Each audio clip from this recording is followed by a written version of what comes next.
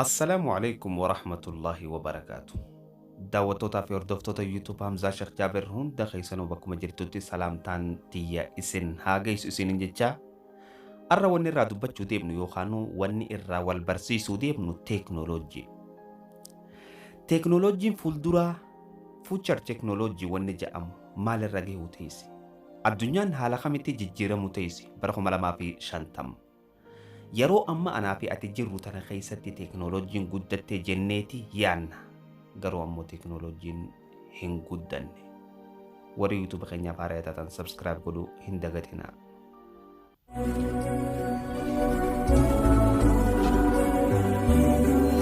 حياتي مع الله أجمل مع الله تحلو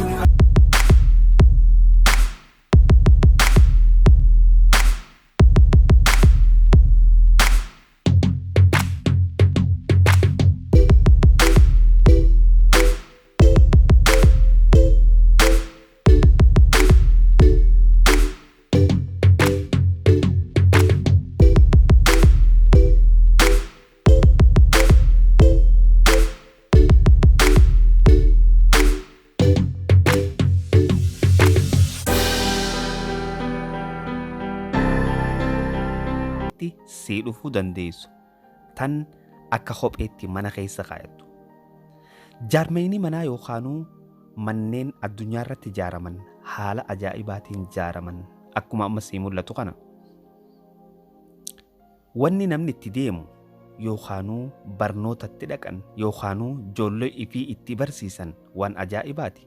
Samii gubbattiis, lafa jalattiis, bakka hundattiis waan barbaadde haala barbaaddeen laaluu dandeessa.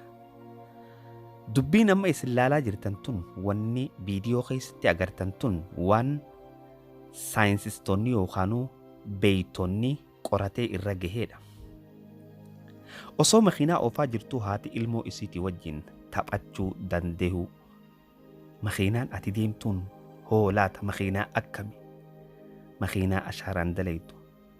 Makiinaa yoo wahitti dhufte waa hin dhoyne. Makiinaa yoo ati beeloyte nyaata deemtee mana uteelaatti sii fiduu dandeessu. Taphni kubbaa miilaa yookaanuu taphoowwan adda addaa haala rooboota ta'aniin gaggeeffaman. Manni ammoo ati keessa jiraattu nama osoo hin ta'in roobootaatu siif dalaga. Manummaan keetuu guutuun isaa iskiriinarraa akka waan tolfameeti.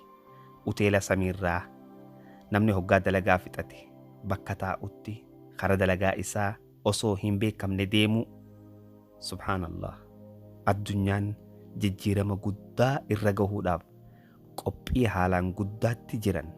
Laata dhiiroo namootan keenya hoo tanarraa eeysa jiran. Fooqiilee gurguddoon addunyaa tanaa ta'amma beekamtu. Fooqii Dubaayi jedhamteeti beekamti. Garuu ammoo gaafa san keessatti fooqiin Dubaayi akka waan mana dachii irraa ol hin ka'ineetti yaadamti. Namootan taphatan haalli isaan itti taphatan hedduu nama ajaa'ibsiisa. Wayi teeknooloojii. Wanni ajaa'iba namatti tahaa bakka ati deemtu roobootaatu huccuu sirraa baasa. Mana kee keessattis roobootaatu siif dalaga. Waan ati barbaadde siif fida. Akka waan jannata addunyaa irra ijaarratanii. Subhaanallah. Garuu ammoo addunyaan tun guutuun dhabamtee akka hutuuteessu hin dagatinaa. Rabbi subhaanahu wa ta'aalaa warra keessatti of dagatu nun godhin. Yoo Rabbi zamana san si jiraachise warra of yaadatu ta'uun kee dirqama ta'a.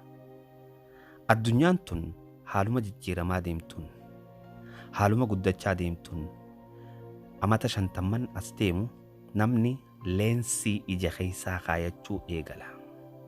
Mee achi deebinee haalaallu yeroo zamanoowwan dabran kana keessa yoo achi deebinee kan yaadannu taate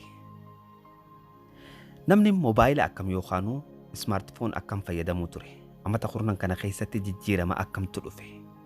Teeknooloojii addaatu dhufe. Yoo warra kee dubbisuu feete bakka feete teessee viidiyoon dubbista. Amatawwan dabran kana keessatti moobaayilli namni xixiqqishaan harkaa qabu kun zamana as deemu keessatti laata dhiiroo haala kam jijjiiramu ta'a. Haala leensii ija keessaati.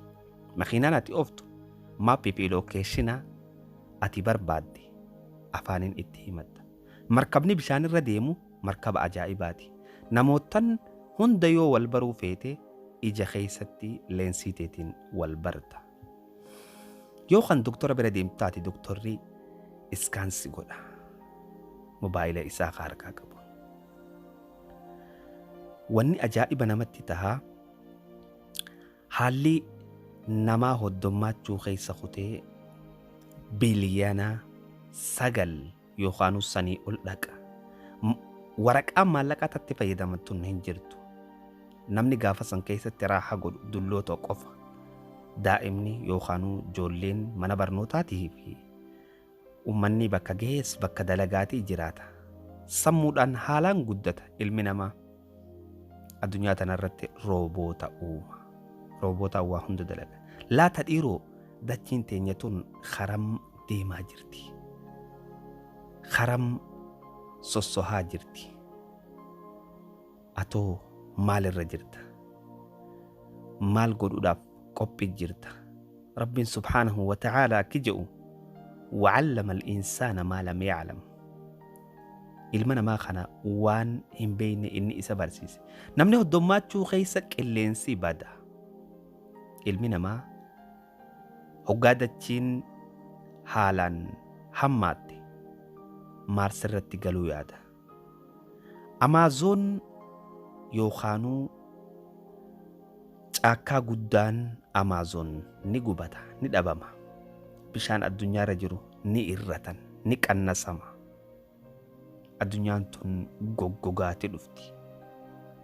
Namni tokko yoonii fi Kaalifoorniyaa ziyaaruu fedhe yookaan biyya adda addaa ziyaaruu fedhe haala gabaabaadhaan ziyaara. Bishaan addunyaadhaa hammaachaa deema. Ni naannoo itti addunyaan tun haala yerootii wajji jijjiiramaa deemti. Namootan dachii tanarraa buqqa'anii karaa Maarsii galan dubbii jettu tanaaf inshaa Allah gaafuma irra geenye waliin laalla. Rabbiin pilaaneetii hedduu uume. Pilaaneetii Rabbiin uume keessaa tan Maarsi jedhamtu ilmi namaa qorannee irra geenyaaf tattaaffii guddaa godhaa jira. Namootan yeroo ammaan tanaa jiran hoggaa haakima dhaqan meeshaa gurguddoo irra dhaaban garuu ammoo bara 2050 keessa mobaayiluma harkaa qabuun iskaan si godhuu danda'a. Waan ajaa'ibaati. Leensiin ijaa namni wal baruudhaaf leensii ijaa wal agarraan guutumatti wal baree jira. Dubbii ajaa'ibaa daa'imni kee gaafa dhalatu rooboota mataa isaati qaba. Kan haga inni bakka gahuu isaaf dalagu. Dalagaa isaa gaafa inni bakka gahee roobootni isaa fixeefi jira. Akka waan inni dalagatee dalagaa tana bakkaan gaheetti. Ilmi namaa kun addunyaa tanarratti waa hedduu dalaga. Addunyaa tana keessaa godaananii deemanii karaa Maarsii galan addunyaa tana keessa dullootaatu jiraata. Akka saayinsistoonni ja'anii qoratanii irra gahanitti. Laata dhiiroo qorannoon isaan irra gahan tun qorannoo dhugaati moo qorannoo sobaati waan jedhu waliin ilaalla. حياتي مع الله أجمل مع الله تحلو الحياة وقلبي إليه تبتل صياما دعاء الصلاة dabalata viidiyoo kana argachuudhaaf chaanala keenya subscribe godhaa. تحلو الحياة وقلبي إليه تبتل صياما دعاء. إن شاء الله يا رب فده فيديو تنيتن أفتو خيستي واهي أمانتي إسلام الرادوبنا. Amantiin addunyaa tanarratti haalaan guddattee namootan hedduun isii fudhachuu ta'an akka amantii islaamaa taate. Ifa isinii baafna inshaa Allah. Warroowwan chaayinaala keenya kanaaf haaraa taatan ammoo subscribe godhuudhaan barnoota nuti yeroon gadhiifnu nu hordofuu hin dagatinaa. Bara 2010 hanga 2015 namoota meeqaatu amantii islaamaa fudhate. Amantiin islaamaa haalli isiin amma yeroo tana keessatti guddachaa jirtu 73% ajaa'ibaati haalaan guddachaa jirti. Viidiyoo dhufu keessatti inshaa Allah akka addunyaan tun cinaanisii amantii islaamaa fudhachuu teessu ifa baafna. Assalaamu alaikum warahmatullahi wabarakatuh.